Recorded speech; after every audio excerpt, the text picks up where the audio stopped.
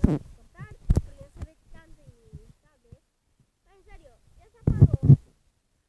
Bueno, lo voy a cortar hasta que lo prendan de nuevo. Bueno chicos, ya volvimos. El pendejísimo vino con un carbón. Sí, ¿te puedes alumbrarme que no